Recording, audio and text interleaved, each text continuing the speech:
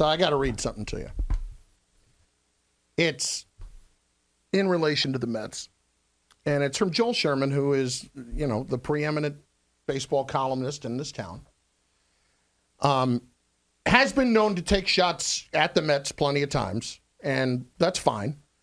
But he's as good as it gets as far as baseball reporting. And he was writing about the Mets potentially trading away Diaz and Syndergaard.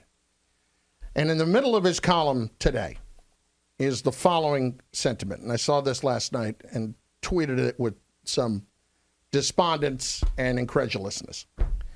Quote, in relation to trading those two guys, quote, also, there are concerns about being embarrassed. Talented players such as Diaz and Syndergaard, who have underperformed this year for the Mets, will be unlocked and flourish elsewhere. There is a particular worry about sending either to a more analytically advanced organization such as the Astros. Analytics is a code word for what? Smart. Oh, okay. Thank you. And you could just imagine the pain if either were thriving for the Braves or Yankees, end quote. What you are saying there is you are afraid to trade somebody to a team that you think is smarter than you. Cut your nose to spite your face. If that's the case, quit baseball. Just quit the game. Just stop. Shut down the franchise. Can they go to softball? Go somewhere else. Maybe give soccer a shot. I think they're, that esports thing. I know the Mets own a couple of esports teams. Maybe start worrying about that. Halo. Maybe Call of Duty teams. Fortnite. Madden. Oh, my. Listen, you could do great there. And I don't even know. Is there trading in esports? I don't even know. I host those. You do? I do. I do. Can you trade players in esports? I don't even know.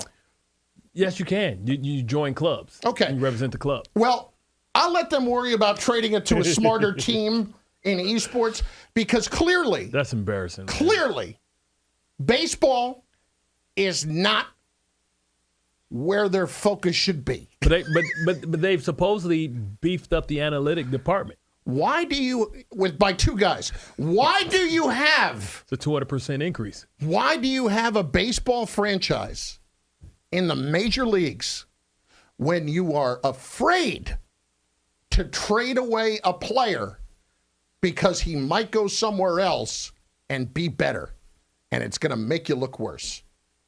That happens in trades all the time.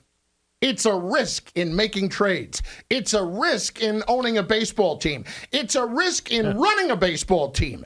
You're the ones that hired a general manager that had zero experience in this and then surrounded him with guys that have all the experience in this, and now you are worried about trading away Noah Syndergaard to a team where they're smarter than you, and you think they're going to unlock them. If that is the case, walk away. Seriously. Syndergaard has to be that piece. I just don't see Wheeler coming back and doing much. He's pitching tonight, right? Yeah. I don't know if he comes back, and I don't know what he can do to impress everybody and let them know that he's 100% and ready to go, that it was just a thing. And even if he does, they're still going to hold that against the Mets and say, well, we don't know, how healthy he is. And they're going to get suckered anyway. So the only move they have, I feel like, big move, pitcher-wise, the move is Syndergaard.